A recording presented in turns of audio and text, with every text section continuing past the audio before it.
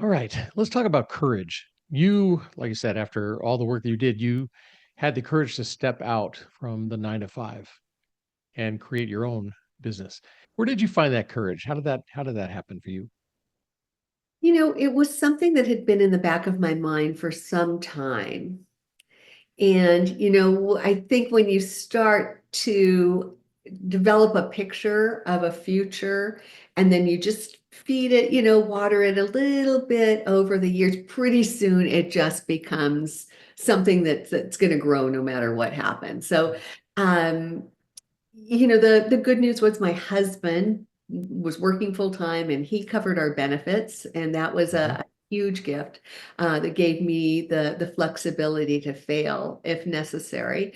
Um, and I had some great colleagues and a couple of initial customers who had faith in me, trusted me to take on some work for them. So I think all of that converged in terms of my feeling.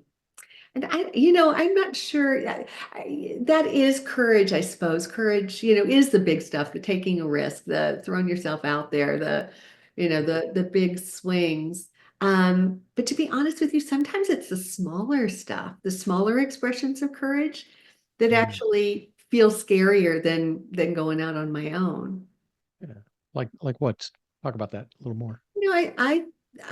I really define courage by taking, a contrary point of view when necessary, Mm, when stepping in to protect someone who needs some support, or to protect an idea that's out there that could get squashed before it's given enough oxygen to see, can it breathe there?